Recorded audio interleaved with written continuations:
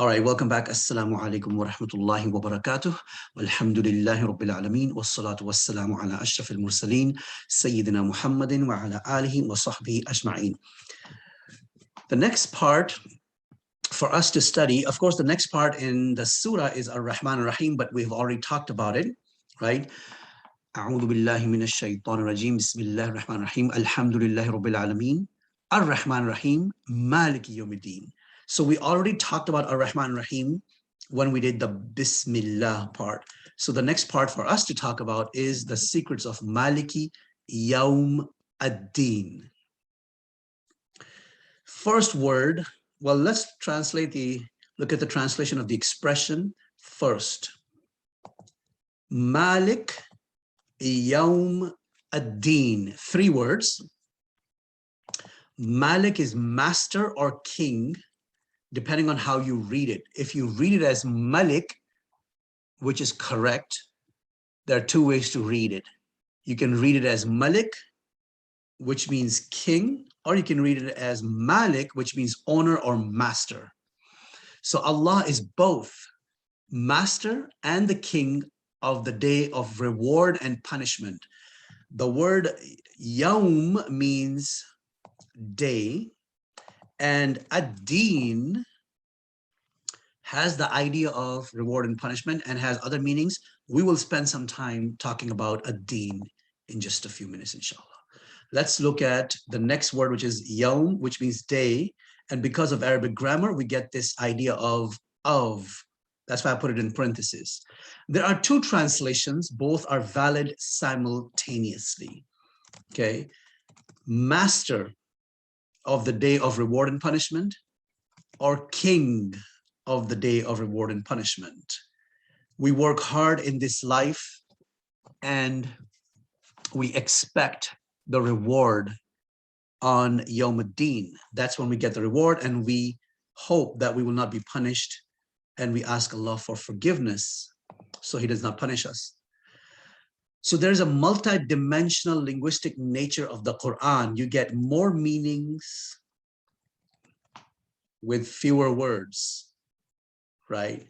That's the point here when we say Malik and Malik. Now, if you look at the word,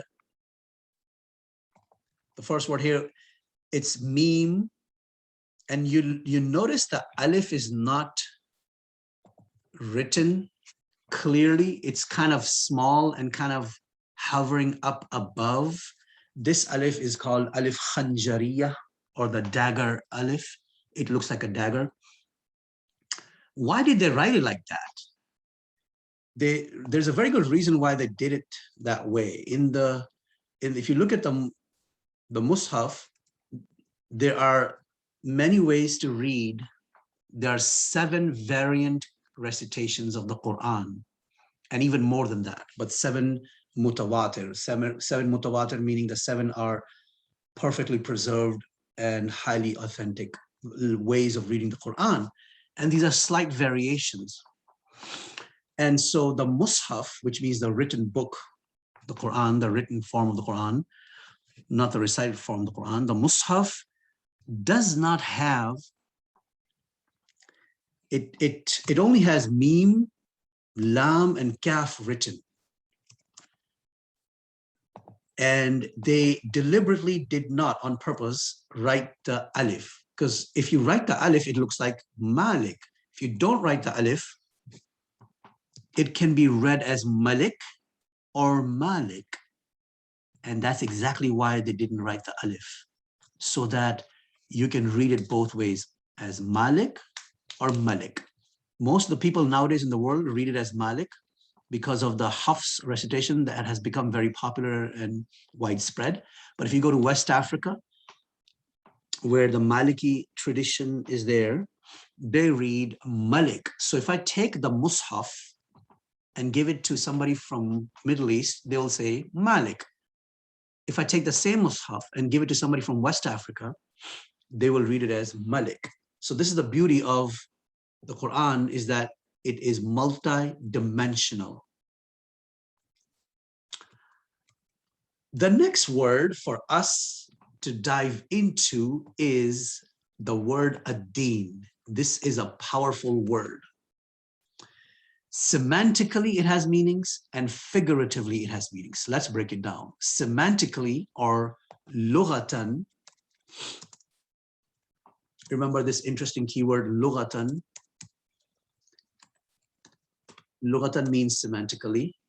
In other words, the dictionary definition of the word ad-Deen has the idea of reward and punishment, which in Arabic is called al-jaza.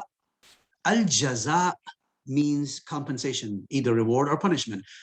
We are compensated for our hard work, and we are also compensated or sort of punished if we have sins that are not forgiven on that day. The second meaning of the word ad-Deen is at-ta'ah. At-ta'ah means obedience. So the word ad-Deen means two things, al-jaza and at-ta'ah. Al-jaza means reward or punishment. It's basically paying back for what you earn. If you earn good, you get reward. If you did something bad, that of course you've earned punishment. So that's the idea of al-jaza. So the word Yamidin means yawmul jazai. The word at-ta'ah, obedience, is not applicable directly. Or you can think of it this way. Yawmuddin, the day of Deen, can mean the day of reward and punishment, or it can also mean the day of obedience, where no one will be able to disobey Allah. It is impossible. In this world, of course, we have the free choice to disobey. But in the next world, on that day, the day of judgment, it's going to be reward or punishment, and everyone will be obeying Allah. So for good guys, it's time to get rewarded. For bad guys, it's payback time. That is the idea behind Yawmuddin. Now, if you look at translations of the Quran, sometimes they say day of judgment, sometimes they say day of recompense. There are different translations. But to me, the best translation is the one that sticks to the original Arabic in the given context as much as possible. So therefore, I translated it as the day of reward and punishment. So that is ad-Deen semantically. Let's look at ad-Deen figuratively or metaphorically. It has two meanings. One meaning is religion, the Deen of Islam, the religion of Islam. And the second meaning of the word ad-Deen is ash-Sharia. Ash-Sharia is, what is a Sharia? They usually translate a Sharia as the Islamic law. But if you look at the books of Islamic law, and that's fine, you can translate Sharia as Islamic law. What is Sharia all about? Sharia is about two things. Okay, the word Islamic law or Sharia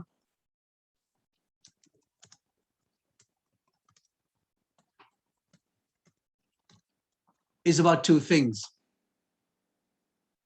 And linguistically, Sharia means the path, right?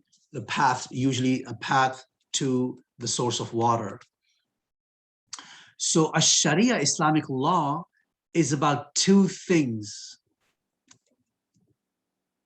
Bring the beneficial and prevent harmful or evil. Okay, that's the main objective of all the halal and haram rules, is to bring what's beneficial and prevent all evil and harmful. And this is what they translate, this is what they say in the books of Sharia, like fiqh and usul fiqh and qawaid fiqhiyah, jalbul masalih wa dar'ul mafasid. This is the expression they use. Al-masalih is beneficial, and al-mafasid is mufsidat, or things that are evil, harmful. So this is the first main thing or objective of Sharia, is to bring what's beneficial and ward off and push out and prevent that which is harmful.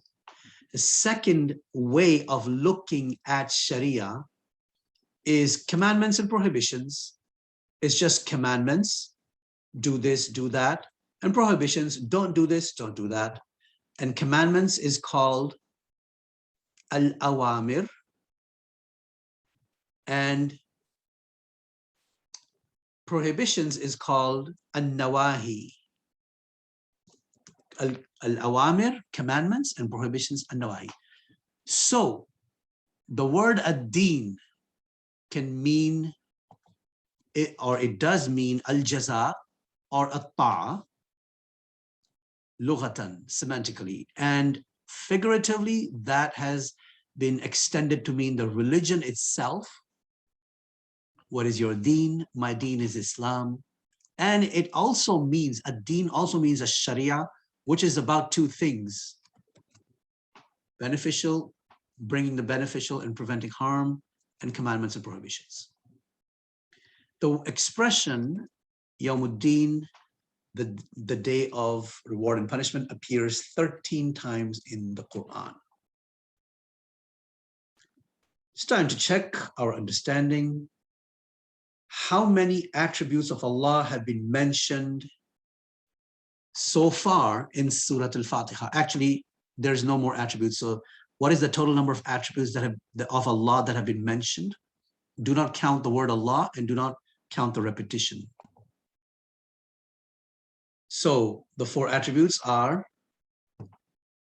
Rabb, as in Rabbil Alameen, Ar-Rahman, Ar-Rahim, and Malik, as in Malik Yamidin. So four, excluding the word Allah. So those four attributes really teach us a lot. And if you really think about it, it's actually five, because you have Malik, right? Malik and Malik. So we've got five attributes, or what they call Sifatullah or Asma'ullah al-Husna. What's the difference between Malik and Malik?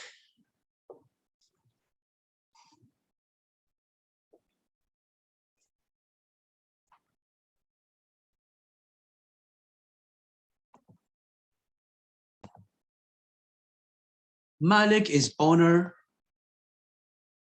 or master. Malik is king. Semantically, what are the two meanings of a deen? And metaphorically, what are the two meanings of a deen? A deen semantically means al-jaza wa ta'a, and figuratively or metaphorically, it means religion or a sharia. And a sharia is about two things. There's a question. When we look at sharia, what are two things sharia is about? What two things does sharia indicate?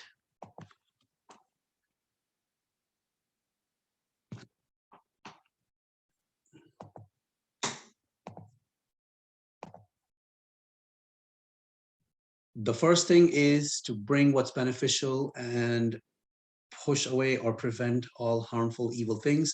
The second one is about commandments, awamir, and an-nawahi, prohibitions. Now, Day of Judgment is a common translation of Yamidin. Do you agree or disagree with this? Based on what we've learned, what translations would you suggest?